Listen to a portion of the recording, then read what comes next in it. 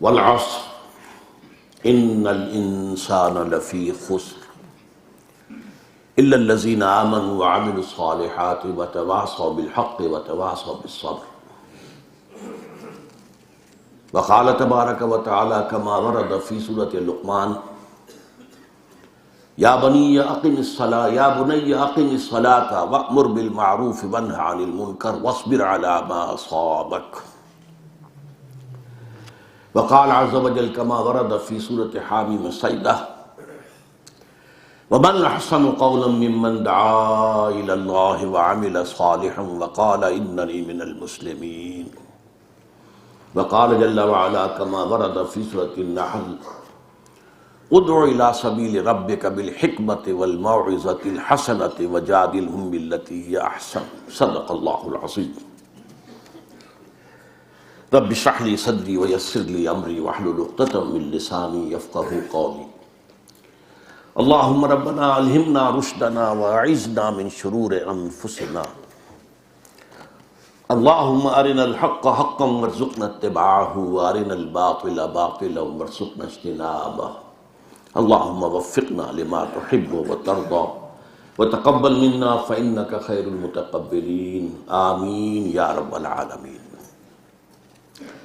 اخوانی فی الدین ورفقائی فی التنظیم، السلام علیکم ورحمۃ اللہ وبرکاتہ.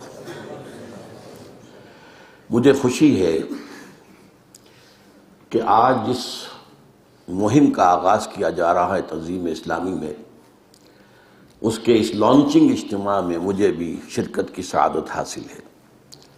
اپنی گوناگوں معذوریوں کے باوجود میں اللہ کا شکر ادا کرتا ہوں کہ اس نے میرے لیے اس طرح کی صورت پیدا کر دی کہ میں اس میں شریک ہو سکا. میں اس کو عنوان دے رہا ہوں تحریک و تنظیم دعوت. ایک ہماری بڑی تحریک ہے، تحریک تنظیم اسلامی. اب اس میں ظاہر بات ہے کہ اس کے کئی پہلو ہیں. ان میں سے ایک اہم تر پہلو جو ہے، بنیادی ہے، وہ دعوت ہے. اس دعوت کے نظام میں تحریک برپا کرنا اور اس میں ایک تنظیم کی شکل پیدا کرنا، یہ اس مہم کا مقصد ہے. اس کا آغاز بہت عرصہ ہوا ہے کہ یو اے ای کے ہمارے حلقے میں ہو چکا. ایک اجتماع میں جو ذرا اعلیٰ سطح کا تھا، اس کا ذکر ہوا تھا، میں نے اس کی تحسین کی تھی اور اس خواہش کا اظہار کیا تھا کہ اسے پاکستان میں بھی اسی نہج پر شروع کیا جائے. ایک مرتبہ اس کی کوشش ہوئی بھی ہے، لیکن معلوم ہوتا ہے کہ ہمیں چونکہ ایک طویل عرصہ ہو گیا ہے کام کرتے ہوئے ایک خاص نہج پر، تو جیسے وہ کہاوت ہے کہ گڈھا جو ہے لیک پر چلتا ہے، اس لیک سے ہٹنا آسان کام نہیں ہوتا. تو ذرا سا اس کے اندر کوئی نیا رنگ پیدا کرنا یہ ہمارے لیے مشکل ثابت ہوا ہے. اب ہمارے یو اے ای کے ہی رفقا آئے ہیں، انہوں نے اس کو لانچ کیا ہے، اس کا ایک پروگرام بنایا ہے، اس کے لیے منصوبہ بندی کی ہے. اللہ سے دعا ہے کہ اللہ تعالیٰ ان کی اس کوشش کو کامیاب فرمائے.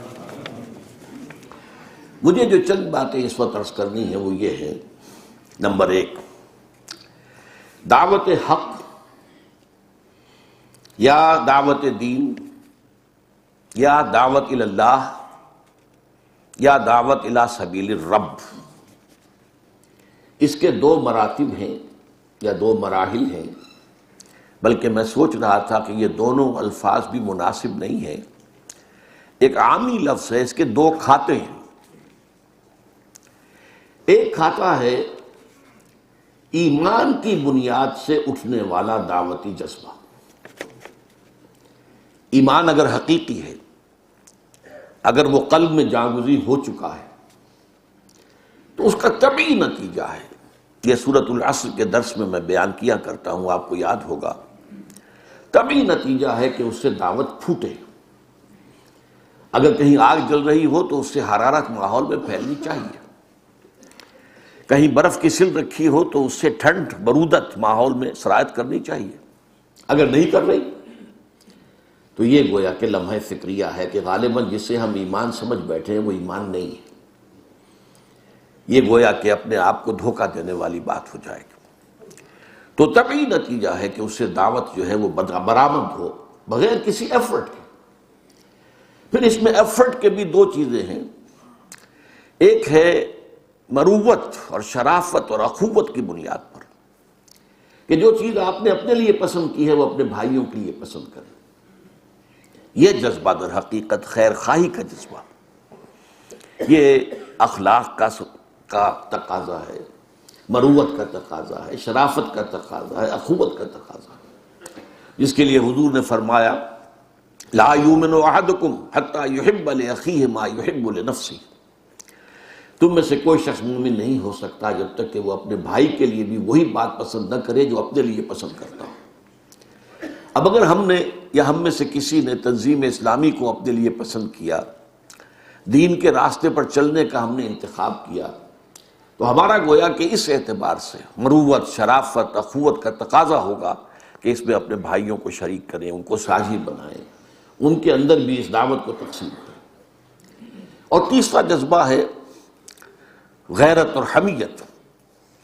جس اللہ کو ہم نے مانا ہے اور جس کے دین کو ہم نے اختیار کیا ہے اور تسلیم کیا ہے علی وجہ البصیرت، اس کے لیے غیرت اور حمیت ہونی چاہیے کہ اس کو پھیلایا جائے، اس کو عام کیا جائے، اس کی سربلندی کی کوشش کی جائے۔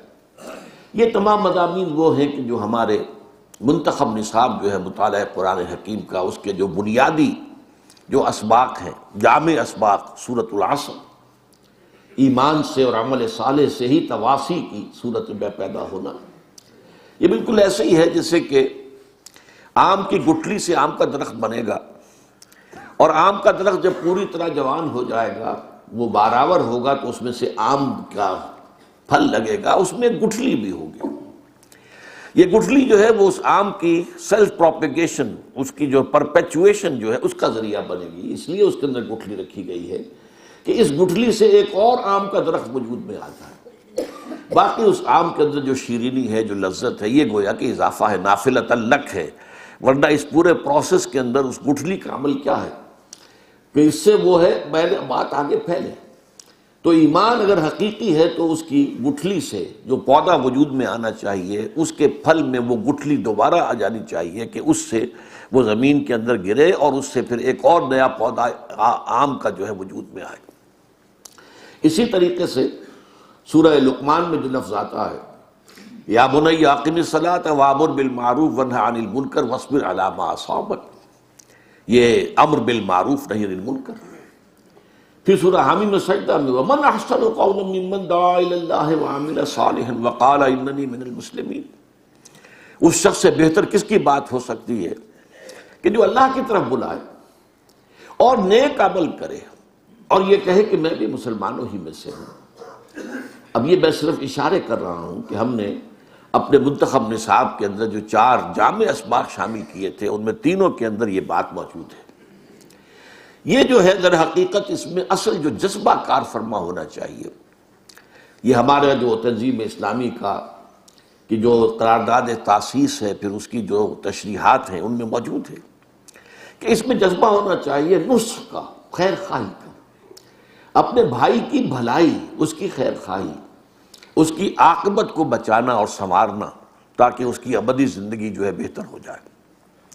اس میں کوئی اپنے نام و نمود کا جذبہ اگر آ گیا تو نتیجہ زیرو ہو جائے۔ اگر اپنی شخصیت کی دھونس جمانے کا کوئی مقصد شامل ہو گیا تو زیرو ہو جائے گا، بلکہ یہ کہ برعکس ہوگا، اس کا رد عمل جو ہے وہ اس کے مخالف ہوگا۔ خیر خواہی، الدین والنصیحہ، وہ نصیحہ جو ہے اس کے بارے میں آپ کو معلوم، للہ ولکتابہ ولرسولہ ولائمۃ المسلمین وعامتہ، عام مسلمانوں کے لیے نصح و خیر خواہی، قوا انفسکم واہلیکم نارا، جس کے لیے کہ حضور کی یہ حدیث آپ نے بارہا سنی ہوگی کہ میری اور تمہاری مثال تو ایسے ہے جیسے آگ کا ایک گڑھا ہے، تم اس میں گر پڑنا چاہتے ہو اور میں تمہارے کپڑے پکڑ پکڑ کر گھسیٹ رہا ہوں۔ یہ کیفیت ہے اصل میں کہ آگ سے بچانا، دوزخ سے بچانا، اللہ کی ناراضگی سے بچانا، عاقبت کی بربادی سے بچانا، یہ اس ایمان کی بنیاد سے، ایمان کی گٹھلی سے جو دعوت کا شجر پیدا ہوگا، اس کا جو اصل جو اس کا موٹیویٹنگ فورس ہوگی وہ ہوگی لوگوں کی خیر خواہی۔ دوسرا کھاتا جو ہے وہ ہے معمور من اللہ ہو کر اللہ کی دعوت دینا۔ پہلی بات جو میں نے عرض کی ہے، یہ ایمان کی بنیاد پر از خود طبعی اعتبار سے، فطری اعتبار سے یہ دعوت وجود میں آئے گی، اور جو لوگ یہ کام کرتے ہیں اسی بنیاد پر، انہی کو ہم اولیاء اللہ کہتے ہیں۔ اولیاء اللہ میں اور انبیاء میں فرق یہی تو ہے کہ نبیوں کو وحی آتی ہے، اولیاء اللہ کو وحی نہیں آتی۔ یہ اولیاء اللہ ہیں، اللہ کے دوست ہیں، اللہ کے ساتھی ہیں، اللہ کا نام پھیلا رہے ہیں، اللہ کی طرف لوگوں کو دعوت دے رہے ہیں۔ تو یہ ولایت ہے در حقیقت کہ جو خود بخود حاصل ہوتی ہے ایمان اور عمل صالح اور تواصی بالحق کے نتیجے۔ لیکن دوسرا کھاتا ہے معمور من اللہ ہو کر، یہ ہے نبوت اور رسالت کا کھاتا۔ اللہ جنہیں چن لیتا ہے اور ان کو معمور کر دیتا ہے اس بات پر کہ تمہیں میری طرف لوگوں کو بلانا ہے، تمہیں حق کی دعوت دینی ہے، تمہیں لوگوں پر اتمام حجت کر دینا ہے۔ اس معاملے میں بھی انبیاء کرام کا بھی رول ہے، اور خاص طور پر رسولوں کا رول جو ہے بڑا فیصلہ کن ہوتا ہے۔ نبی جو ہے وہ عام طور پر اولیاء اللہ ہی کے انداز کی شخصیتیں ہوتی ہیں، سوائے اس فرق کے کہ انہیں وحی آتی ہے۔ لیکن رسول آتا ہے دعوے کے ساتھ، مجھے اللہ نے بھیجا ہے، میں معمور من اللہ ہوں، اور نہ صرف یہ کہ تم اللہ کی بندگی اختیار کرو بلکہ میری اطاعت کرو۔ یہ ایک خاص رول ہے کہ جو رسولوں کا ہے۔ اب آپ کو معلوم ہے کہ نبیوں اور رسولوں کا سلسلہ جو ہے محمد الرسول اللہ صلی اللہ علیہ وسلم پر ختم ہو چکا۔ اب یہ کام کس کا ہے؟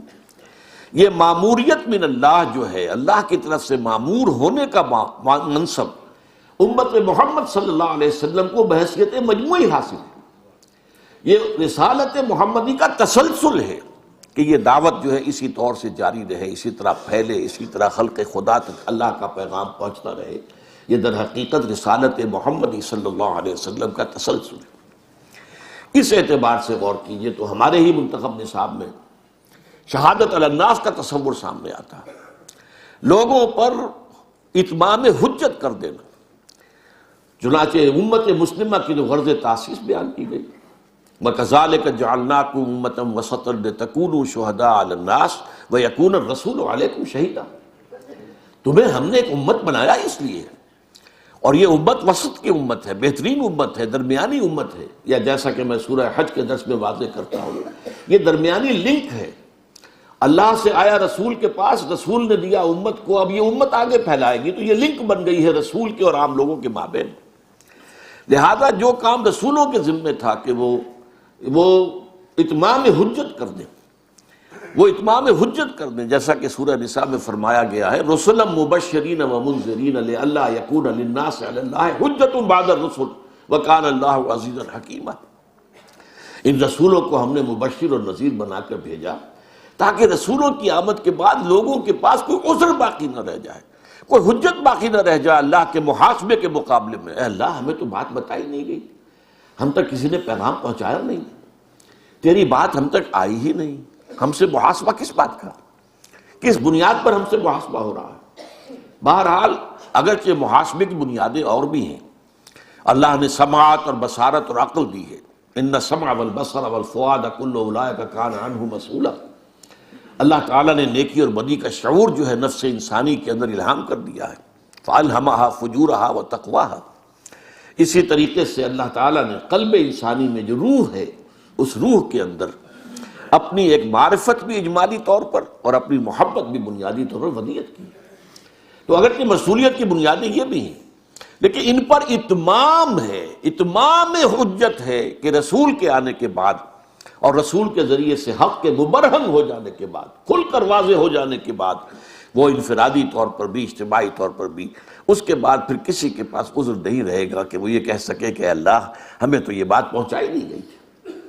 یہ ہے اصل میں درجہ جو آپ سمجھیے کہ ہم جو اجتماعی طور پر کام کرنے کی کوشش کر رہے ہیں، یہ امت جس کا اس کے لیے بنائی گئی ہے، جس کے لیے سورہ حج میں بھی آیا ہے لِيَكُونَ الرَّسُولُ شَهِيدًا عَلَيْكُمْ وَتَكُونُوا شُهَدَاءَ عَلَى النَّاسِ، جس کے لیے سورہ آل عمران میں فرمایا گیا كُنْتُمْ خَيْرَ أُمَّةٍ أُخْرِجَتْ لِلنَّاسِ تَأْمُرُونَ بِالْمَعْرُوفِ وَتَنْهَوْنَ عَنِ الْمُنكَرِ وَتُؤْمِنُونَ بِاللَّهِ۔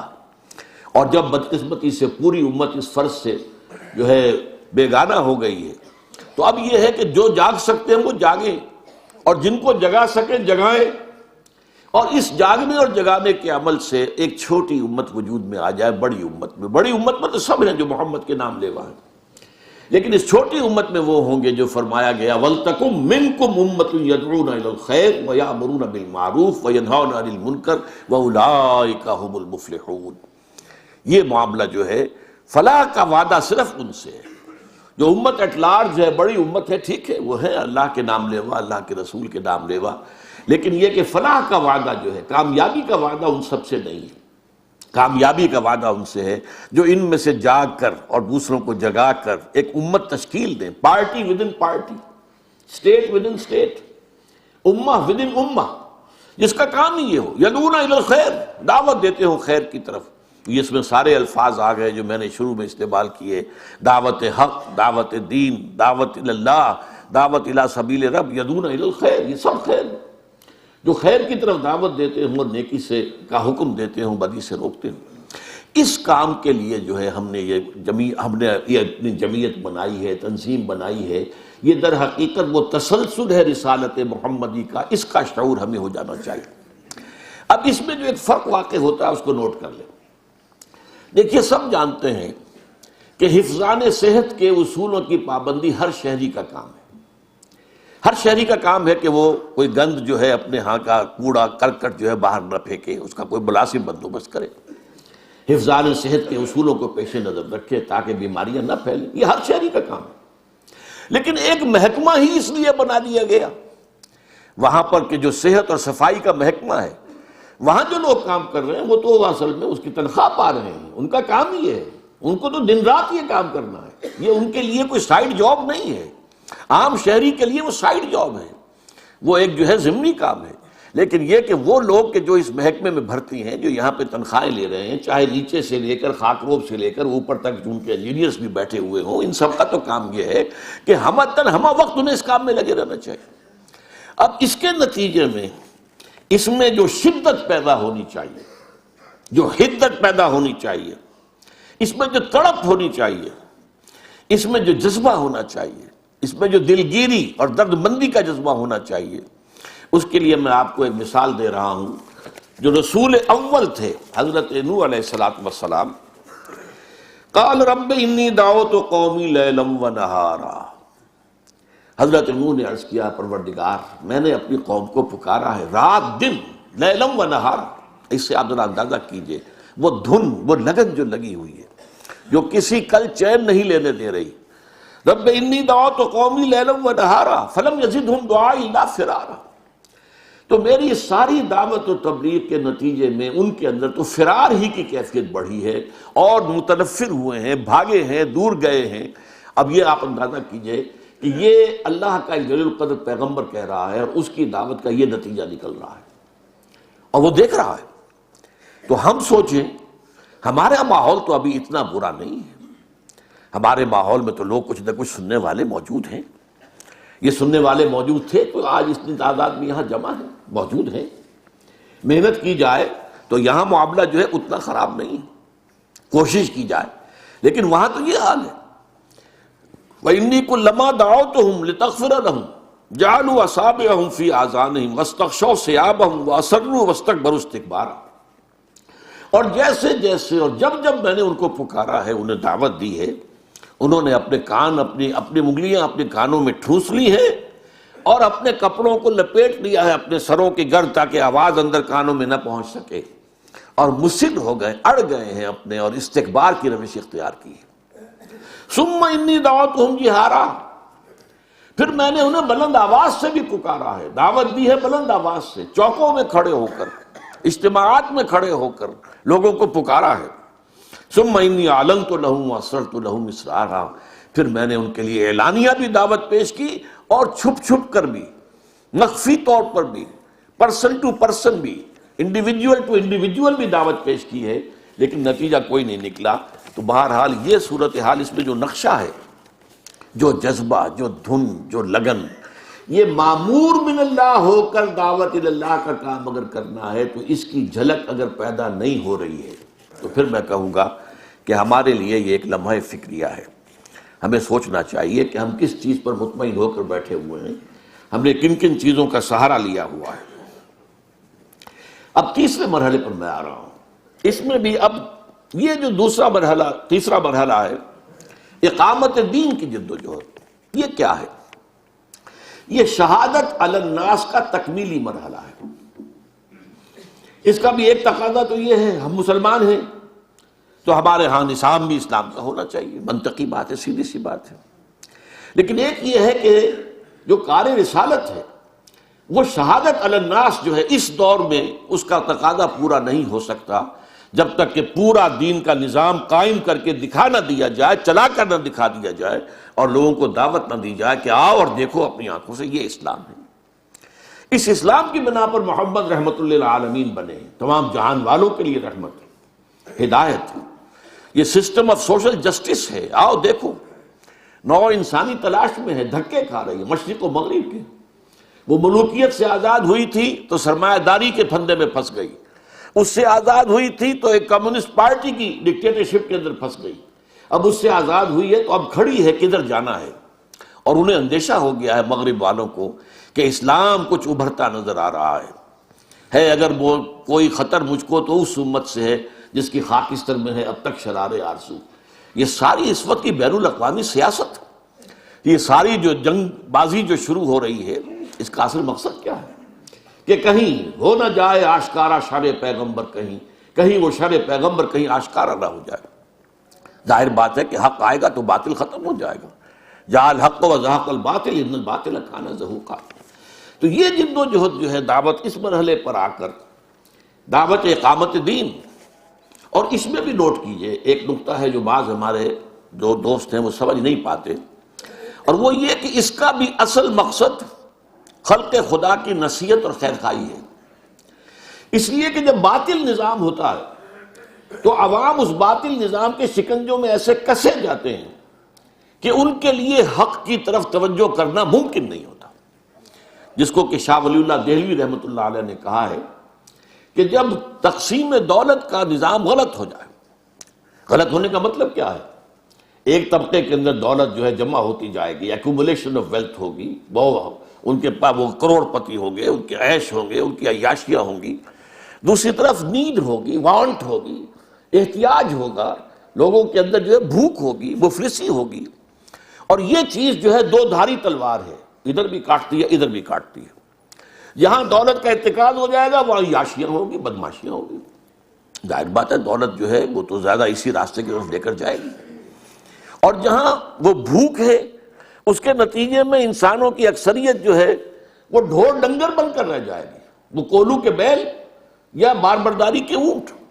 ان کے لیے کہیں کوئی اللہ سے لو لگانا، کوئی تصور کرنا، کسی عام اپنی روٹی کے مسئلے سے، اپنے مسائل سے ہٹ کر کسی مسئلے پر غور کرنے کا سوال ہی پیدا نہیں ہوتا، وہ حیوانات بن کر رہ جاتے۔ جب تک وہ نظام صحیح نہیں ہوگا، اس نظام سے پھر سہارا ملے گا، ریلیف ملے گا، وہ عوام پھر متوجہ ہو سکیں گے اپنے رب کی طرف، لو لگائیں گے اپنے رب کے ساتھ۔ لیکن جب تک وہ نظام قائم نہیں ہوتا وہ تو بہت کم لوگ ہوں گے، سلیم الفطرت بہت شاذ لوگ ہوں گے کہ جو اس معاملے کی طرف پیش قدمی کر سکیں اس ماحول کے اندر۔ ان سلیم الفطرت لوگوں کو جمع کر کے طاقت کا کوڑا بنا کر اس نظام باطل پر مارا جائے، تاکہ اس نظام باطل کو ختم کر کے نظام حق قائم کیا جائے۔ System of social justice given by اللہ سبحانہ و تعالی تھرو ہز میسنجر محمد صلی اللہ علیہ وسلم، اسے نافذ کر کے دکھایا جائے۔ یہ ہے اقامت دین کی جد و جہد۔ اب یہاں ایک بات آج نوٹ کیجئے، یہاں دعوت دین یا دعوت حق یا دعوت اللہ یا دعوت الی سبیل رب میں ایک ایلیمنٹ کا اضافہ ہوتا ہے، اور وہ ہے دعوت الی جماعت۔ اس لیے کہ اقامت دین کی جد و جہد بغیر جماعت کے ممکن نہیں ہے۔ لہذا یہی وجہ ہے کہ انبیاء کرام علیہ السلام جو ہیں وہ یہ نہیں کہتے تھے کہ میرا حکم بھی مانو۔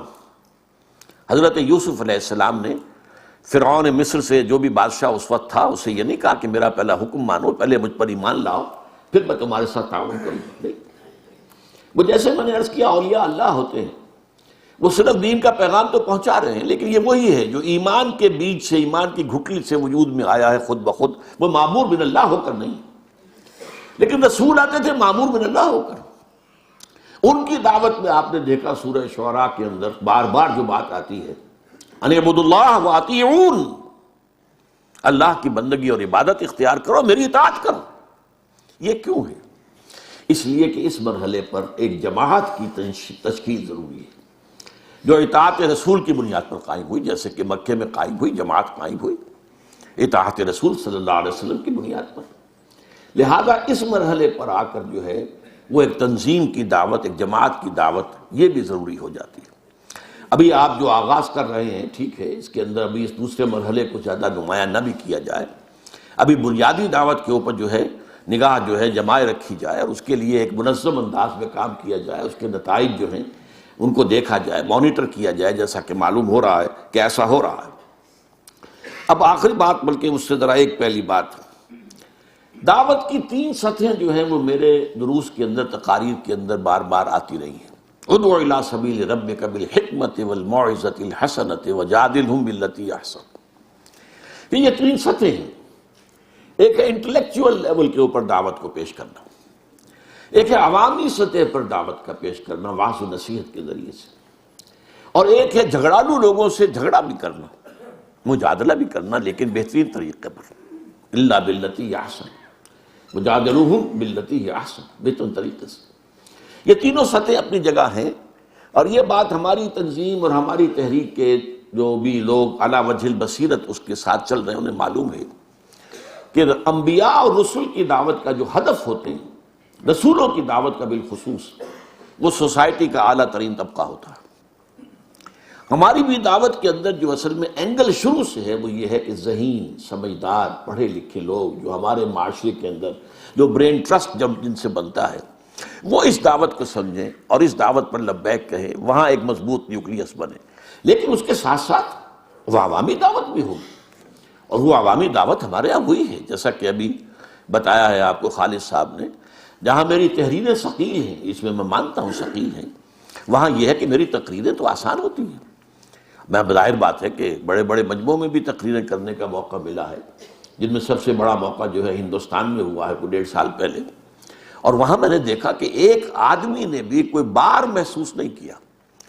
تقریر کا اگر ثقل ہو اور بوجھ ہو تو بے چینی سی پیدا ہو جاتی ہے۔ اگر وہ لوگوں کے ذہنوں سے بات اوپر جا رہی ہو اور ان کے ذہنوں میں اتر نہ رہی ہو تو مقرر کو سب سے زیادہ احساس ہو جاتا ہے، وہ دیکھ رہا ہوتا ہے سامنے، وہ سارے اس کے سامعین جو ہیں سامنے ہیں، کہ ان میں بے چینی پیدا ہوتی ہے۔ نہیں، لیکن یہ کہ اللہ کے فضل و کرم سے تقریر کے ضمن میں وہ سلاست اللہ نے مجھے عطا کی ہے، اور ہمارے بہت سے ساتھیوں نے، مجھے یاد آ رہے ہیں شیخ جمیل الرحمان صاحب جنہوں نے یہ کام شروع کیا تھا، میری تقریریں جو ہیں کیسٹ سے اتار کر اور پھر ان کو شائع کرنا، وہ میرے سامنے رکھ دیتے تھے کہ نظر ثانی کر لیجئے۔ میں کہتا تھا یہ نظر ثانی نہیں ہو پائے گی، آپ جیسے بھی یہ شائع کر دیں۔ وہ بہرحال کام جاری رہا، کچھ نہ کچھ فائدے اس سے ہوتے رہے۔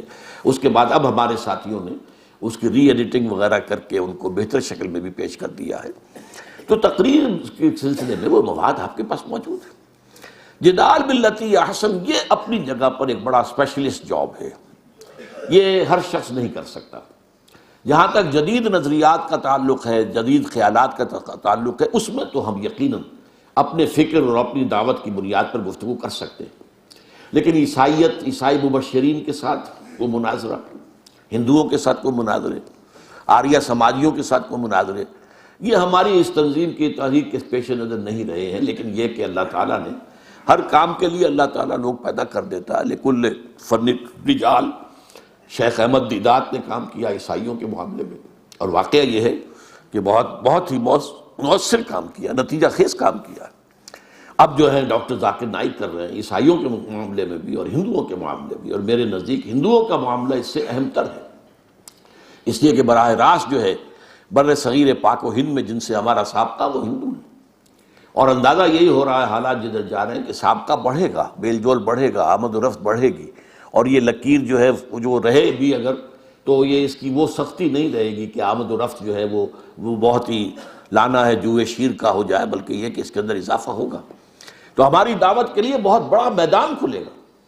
اردو زبان جو ہے وہ دنیا کی میں سمجھتا ہوں کہ دوسری سب سے بڑی زبان ہے تعداد کے اعتبار سے، اس لیے کہ یہ جتنی تعداد بر عظیم پاک و ہند کے اندر انسانوں کی ہے، آپ کو معلوم ہے 1 ارب سے زیادہ انسان ہیں، اور ان کے اندر سب کے سب جو ہے وہ اردو سمجھتے ہیں، بول نہ سکے لکھ نہ سکے اردو سمجھتے ہیں۔ بہرحال یہ کام جو ہے یہ عوامی سطح پر تو اس میں جو ہے یہ تینوں کام جو ہے کرنے میں ہیں، لیکن ہم نے دو کو کیا ہے الحمدللہ کسی درجے میں۔ البتہ یہ دو علیحدہ کھاتے نہیں ہیں، بیک وقت یہ تینوں کے ساتھ معاملہ ہوگا، لیکن یہ ہے کہ اس میں ظاہر بات ہے کہ ہمارا جو رہا ہے پہلا میرا ہدف رہا ہے وہ ذہین اور فطین سمجھدار لوگ، پڑھے لکھے لوگ رہے ہیں، لیکن اب ظاہر بات ہے کہ آپ حضرات اتنی کثیر تعداد میں آ گئے ہیں، ہمارے ساتھی تیار ہو گئے ہیں، اب ہمارا دورہ ترجمہ قرآن جو ہے وہ پنجابی زبان میں بھی ہوا ہے، ہمارے ساتھی جو ہے وہ آسان تقریریں کرنے کے انتہائی ماہر ہیں اور وہ بات پھیلا رہے ہیں، اب بات جو ہے شہروں سے گزر کر قصبات میں بھی جا رہی ہے، دیہات میں بھی جا رہی ہے۔ تو اس اعتبار سے یہ تینوں سطحیں جو ہیں ہمیں اپنے سامنے رکھنی چاہیے۔ جہاں تک فکر مغرب ہے اس کے اعتبار سے تو تیسری سطح بھی ہم رکھیں گے، لیکن یہ مذاہب جو ہیں، اب قادیانیت ہے یا شیعیت ہے یا اس سے آگے باہر نکل جائیں تو جو عیسائیت ہے یا ہندو مت ہے، اس کے لیے ظاہر بات ہے کہ اسپیشلائز لوگوں کی ضرورت ہے جو ان چیزوں کے اندر اسپیشلائز کریں اور پھر کام کر سکیں۔ اب آخری بات، دعوت کی دو سطحیں ہیں۔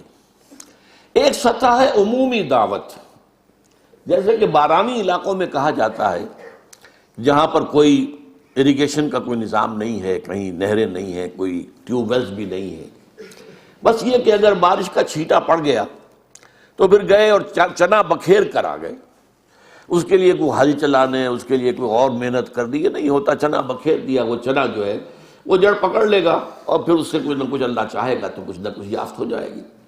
تو یہ جو عمومی پروگرام ہوتے ہیں یہ چنے پھینکنے کے انداز کے ہیں۔ وہ تو یہ ہے کہ اس مجلس کے اندر جو بھی سلیم الفطرت انسان ہوگا وہ کشش محسوس کرے گا، وہ قریب آئے گا، وہ آپ کے لیے ایک ذریعہ بن جائے گا، اور وہ آپ کا پھر ہدف اور جو ہے وہ بننا چاہیے ٹارگٹ، کہ اس طرح کے اجتماعات میں ہمارے جو قدیم ساتھی بیٹھے ہوں، پرانے ساتھی بیٹھے ہوں، وہ ٹارگٹ کرے کہ کون نئے لوگ آئے ہیں اور ان کے ساتھ رابطہ کرنا ہے۔ اب وہ ہمارے پراسپیکٹو جو ہے وہ گاہک ہیں، ان کے ساتھ ہمیں جا کے رابطہ کرنا ہے۔ تو اس اعتبار سے یہ جو ایک معاملہ ہے یہ تو ہمارا اللہ کے فضل و کرم سے ویسے بھی چل رہا ہے، جیسے کہ بہت سے رفقاء نے اب بھی کہا، درس قرآن کا پروگرام چل رہا ہے، قرآن مجید کی طرف لوگوں کو بلانے کا کام ایک بڑے پیمانے پر جاری ہے۔ پھر یہ ہے کہ اللہ تعالیٰ کے فضل و کرم سے الیکٹرانک میڈیا میں ہم کوئی خود پیش قدمی نہیں کر سکے، لیکن اللہ کے فضل و کرم سے از خود جو ہے وہ نظام بن گیا، ARY کی طرف سے، اور لندن میں اسلام چینل کے ذریعے سے، اب پیس کے ذریعے سے وہ پھیل رہا ہے۔ اس میں ہمارا تو کوئی پیسہ خرچ نہیں ہوا ہے، نہ ہماری کوئی پلاننگ کو دخل ہے، یہ اللہ تعالیٰ کے فضل و کرم سے ہے کہ وہ اپنے کتاب کے ذکر کو بلند کر رہا ہے، وہ بات پھیل رہی ہے، اللہ کا شکر ہے۔ لیکن اصل دعوت جو ہے وہ ہے انفرادی دعوت، آدمی خود داعی بن جائے، وہ دیکھے۔ میں ایک واقعہ مجھے یاد آ رہا تھا کہ یہ دو گروپ سے لاہور میں جن کے مابین آپس میں بڑا جھگڑا رہتا تھا، ایک راجپوتوں کا گروپ تھا اور ایک کشمیریوں کا، ان کے مابین مفاہمت کی ایک محفل منعقد ہوئی جن میں دونوں طرف کے چودھری لوگ، بڑے لوگ، بزرگ لوگ جمع ہوئے۔ ان میں سے ایک صاحب جو تھے راجپوت برادری سے تعلق رکھنے والے، مجھے بھی ساتھ لے گئے۔ میں نے وہاں جو دیکھے نوجوان جو بڑے چوڑے چکلے سینوں والے، ان کے گٹھے ہوئے بازو اور ان کا جسم تن و توش، میرے دل میں خواہش ہو رہی، مجھے آج بھی یاد ہے، اے اللہ ان کو تو اپنے دین کے لیے قبول فرما لے۔ ان میں جو صلاحیتیں ہیں یہ ہے کہ جن میں سے لوگ اگر نکلیں گے تو وہ عمر فاروق بنیں گے رضی اللہ تعالیٰ عنہ، ان کے نقش قدم پر چلیں گے۔ ان میں سے لوگ نکلیں گے تو وہ حضرت حمزہ کے نقش قدم پر چلنے والے ہوں گے۔ تو یہ لوگ جو اسی طریقے سے ایک داعی کو دھن رہے کہ ہر وقت وہ طاق میں رہے کون ہے۔ میں نے مثلا جب لاہور میں منتقل ہوا ہوں، آتے ہی جو کام شروع کیا، کرشن نگر میں نے ایک مکان خریدا، اس میں اپنا کلینک بنایا، پھر دیکھا آس پاس کی مسجدیں، میں نے کسی ایک مسجد سے اپنے آپ کو نتھی نہیں کیا۔ ایک مسجد میرے داہنے ہاتھ تھی، ایک بائیں ہاتھ تھی، ایک ذرا فاصلے پر تھی، مختلف نمازیں مختلف مسجدوں میں پڑھنے لگا، ان میں نوجوانوں کو تاڑا میں، پھر ان سے گفتگو کی، ان کا ایک حلقہ بنایا، ان کو قرآن، ان کو درس عربی پڑھنے کے لیے آمادہ کیا۔ تو یہ اصل میں آدمی ہوتا آن دی لک آؤٹ، ہر وقت اسے فکر رہے کہ میں کہاں اپنی بات کہوں، کس طرف جاؤں، کدھر دیکھوں، کسے آواز دوں، اے ہجوم نامرادی دل بہت گھبرائے ہے۔ تو داعی جو ہے وہ ہر وقت بے چین ہوتا ہے، وہ تلاش میں ہوتا ہے کہیں کوئی متنفس ہو کہ جو میری بات سننے کو تیار ہو، جس کے لیے کوئی راستہ جو ہے میں نکال سکوں، جو اللہ کے راستے کی طرف بڑھ جائے، آ جائے۔ پھر جیسا کہ بتایا گیا کہ اس ضمن میں آپ کو کچھ احادیث، کچھ جو ہے وہ ہدایات دی بھی گئی ہیں، اور آئندہ بھی یہ سلسلہ چلے گا تو اور ہدایات بھی دی جائیں گی۔ بہرحال اس معاملے کے اندر جب تک کہ انفرادی دھن نہیں ہوگی، یہ ہمارا جو تاسیسی قرارداد ہے اس کے اندر بھی یہ بات آپ کو موجود ملے گی، جب تک ہمارا ہر ساتھی خود اپنی جگہ چھوٹا سا داعی اللہ نہ بن جائے۔ چھوٹا سا ہوگا، چراغ چھوٹے ہوں کوئی بات نہیں، یہ روشنی تو پھیلتی ہے، داعی اللہ بننا ہے، ہر ایک کو بننا ہے۔